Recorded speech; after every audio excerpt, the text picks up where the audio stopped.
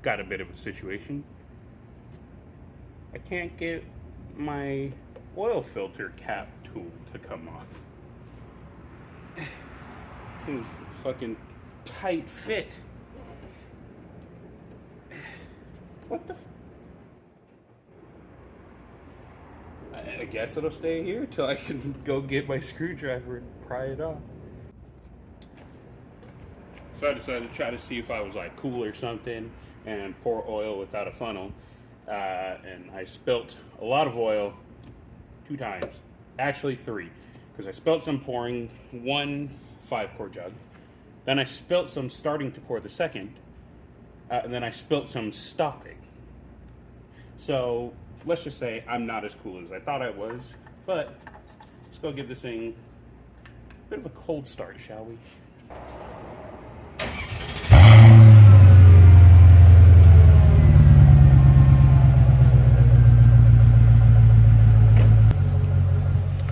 We are done with the oil change. Let's go on a short little drive and talk a little bit. So, for those of you who've been around for a while, you're probably confused on what this is. But those of you who are new here and don't know me, hi, my name is Isaiah, and I'm currently the owner of this 2003 Mercedes-Benz E500, along with a couple other shit boxes, to say the least. But I guess I wanted to talk about why I own this car and the current state of my fleet of vehicles, because I legitimately had a fleet. I had about 5 cars. Long story short, the Mazda 6, the Honda Accord, and the Toyota Celica are no longer owned by me. The most shocking one is probably the Mazda 6. I owned that car for about 4 years. I paid $1,300 for it. I bought it from my aunt, of all people, funny enough. But that car was kind of neglected. It was a basket case even when I first got it. So after 4 years of actually daily driving it, actually 3 years of daily driving it, then a year of just owning it because I ended up getting the dart, it finally just got to be too much. I didn't feel like fixing it anymore. So I was gonna sell it to my friend Antoine. You guys know him. But after he started driving it because he needed it because his car broke, he was gonna make payments to me. It shut off on the highway and would not turn back on. It gave us no check engine lights. It had fuel, it had spark, and the timing didn't jump or anything. It just wouldn't run anymore. We couldn't figure out why. We spent like a day trying to figure it out. And I just decided, man, this car needs to go to the scrapyard. It's too far gone. So it's currently sitting at a pick and pull yard in Gilbert. I may go look at it just to kind of reminisce a little bit. The Honda Accord, it was always going to be a placeholder vehicle. It was never going to be a long-term car for me.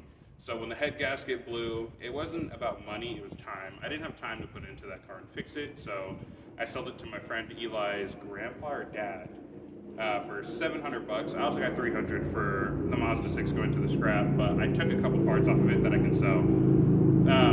But I got 700, did I get 500? I think I got 500 for the Honda. They fixed the head gasket and then flipped the car. And then the Celica, after the videos I made about it, I pretty much just stopped driving the car because I wanted to fix a couple things. I wanted to replace the timing chain tensioner, and then while doing that job, I noticed that the belt and belt tensioner were also in terrible shape. So I replaced both of those. I replaced the spark plugs with ones that actually were the correct ones. I ended up buying the wrong ones, so it would misfire when it would go into lift. So the day I get that car driving, I'm driving it around, and it spun a bearing and blew up. You know, surprise, I blew up another car. It's kind of something I do. But it wasn't surprising. That car was not made for liability, that specific version. The 2ZZ engine was made to perform, and it had over 250,000 miles, and that car was very neglected. So when it blew up, it was no surprise. I sold that car to my cousin for $1,000. He needed a car really bad to get out of a tough situation he was in. So $1,000, I sold it to him. He was going to replace the motor or rebuild it, either one, and make payments towards me. Well, long story short, drugs became a problem, and he's in jail, and I received not a single dollar for that car. But it's fine. I don't really consider it a loss. I got my, $1,000 worth out of the car, and honestly, if I still owned it, it would be a bigger problem than getting rid of it. So I had to look at the bright side of things. But that leads me into owning this. Obviously, with the Mazda not being owned by me, the Dart being broken, I needed a new daily driver.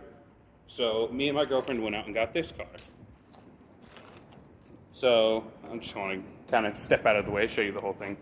It is in pretty good condition. Mechanically, it's just about perfect. Needs a little bit of maintenance still. I did the oil change, as you know. But I do still need to come in here and replace the brakes, and I need to do the inner and outer tie rods. I get a little bit of wobble, and then I need to put an alignment on it. Obviously, because I'm doing the tie rods, but it still needs an alignment even now. So needs a little bit of work, but cosmetically is kind of where it's at fault. As you see, the headlights look terrible. I'm probably going to polish up these lenses, but in the future I plan on pulling these headlights apart and painting the housing black and putting new OEM lenses on. I don't know if I'm gonna get OEM, but new lenses on. They're about 40 to 60 bucks. They're super cheap. They look really good. I did do some modifications to this car. As you heard, the exhaust is far from stock, and I put HID bulbs in here. It had halogens, and that bulb went out, and so I was like, you know what, I wanted to upgrade to HIDs, so I did that. It's overall been pretty okay. But the front bumper is completely destroyed. We have, I got the tripod. We got cracks all down there, all over here. This side's so busted up, that light will no longer stay in place.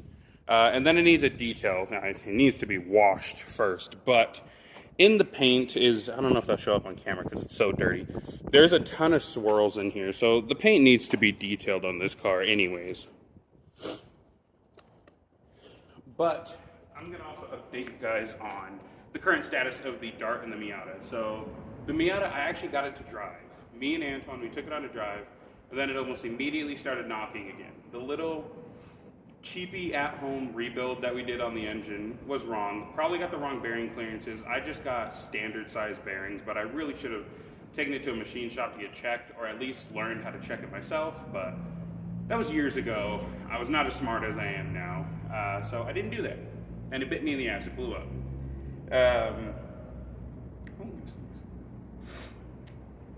Anyway, so I'm saving up and I'm buying a new low mile motor. New to me. So I'm going to be buying a new to me motor for the Miata. It's a pretty low mile, it's about 72,000 miles. It came out of an automatic car, but it is still a long nose crank 1.6. I would do a 1.8 swap, but it's just too expensive and I don't really feel like doing it. I want to just have something I can pull out and pop in the same day. And then the Dart. The Dart actually started. I didn't record it, but that last day I was recording on the last video about the Dart, I did get the car to run. It started up, it idled, revved, all that, but it had no cooling system, so I couldn't really keep it on for too long. So I ended up ordering a silicone hose kit, which I'm just going to throw that on. And then I had to order a water feed line, a turbo water feed line for a Jeep Renegade, because that's what the motor came out of, a Fiat 500L or the Jeep Renegade. They're the same car. It might be the 500X, don't quote me on that. But I ordered the water feed line because they are different. And I ordered one more thing. Oh, the belt tensioner, because I lost mine. So I got to put the belt and belt tensioner on the water feed line and the rest of the coolant hoses, and that car will be solid. I do actually have to get a fuel line, but I'm going to get that from a pick and pull yard. So the Dart's almost running. The Miata is going to be a project for the future. I don't know if I'll record the Miata. The Miata to me is kind of a special car. I know it's what started the page or the channel, but I want, whenever I work on the Miata, I want to just get in, get done, and get out. So I might record here and there. It'll be kind of a shorter video. But I guess that finally leads on to what are my plans with the 500. My plans are E63 AMG front bumper, in the future an E55 AMG rear bumper, just so I can have the AMG quad tip exhaust. But I will not be doing any AMG badges. I will keep the E500 badge. We'll consider it like an AMG appearance package type of thing, because I don't want to act like I'm an AMG when I know I'm not. On the way, actually, I have lowering links. That way I can get the car dropped down a little bit. And then I want to do your full bolt-on. So I want to get a set of long tube headers, intake, and a tune. And I hope that'll bring me up to a pretty decent power number. This car actually moves pretty good for how heavy it is. And then after that, I want to just do some basic interior things, which one of them is restore the interior, because as you can see, it's pretty nice, but it's very stained, and the previous owners got battery acid on that floor mat, so they ruined it. So just replace the floor mats, and then I want to get a Dynavan radio. That way I have a modern radio with Bluetooth, maps, Apple CarPlay, Android Auto, all of those things. And then hopefully, if I can find it, replace that brown wood trim with the gray trim. I like it. It's like a dark gray black. Usually I see it a lot in the AMGs. And then wheels and tires. That's pretty much it for the 500.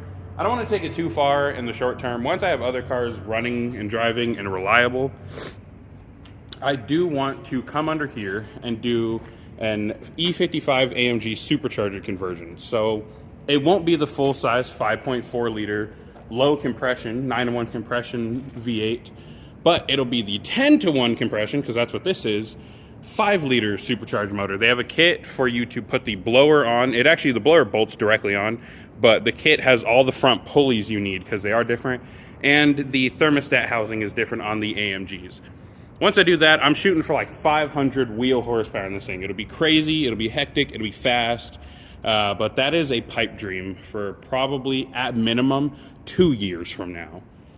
I may slowly collect parts over time if I find a good deal on a blower or a good deal on the intercooler system, all of that. But when I do that, I'm going all out. I'm not doing the bare minimum, so I'm not going to get a stock heat exchanger set up. I'm going to get the VRP, like stage 2 heat exchanger, so the big heat exchanger, external cooling, coolant reservoir, all of that. Make it just like a full-on badass build, and I guess give it the nickname E50 AMG. But actually, I like that shot right there for the thumbnail. So, yeah, that's my goals for this car, and that is the car. It's a pretty good condition, cheap E500. I paid $4,200 for this car, surprisingly. And so far, it's served me well. I've taken it to California and back. I've daily driven it. I've had it for a few months now, so I've put, I don't know, 8,000 or 9,000 miles on it, I believe. I might actually be at 10 already. I don't know. I drive a lot, but if you guys enjoyed this video, thank you. If you didn't, let me know why, but if you did like it, please give a like, and if you're not subscribed, please subscribe. I'd greatly appreciate it. I recently hit 100, which to me is a big goal, because I don't post a lot on YouTube, and I feel like personally my videos aren't that great. That's why this video took so long to make. I actually already have a full video recorded about the exhaust work and getting that done at my friend Chris's shop. I just put off making this video you're watching now because I just felt like my videos weren't that great. But this one I'm sure won't get a lot of views, even compared to what I normally get, because it's just me talking. But I really felt like I just needed to sit down and talk. I'm not a very interesting person when it comes to doing interesting things in a video when it comes to recording. So me just talking and explaining what's happening with the cars, which the page is, or this channel is just my cars, I felt like it was a very necessary thing to do. So again, if you guys enjoyed the video, please drop a like. If you're not subscribed, subscribe. I will see you guys in the next video, which will actually be past me getting this exhaust work done. Thank you.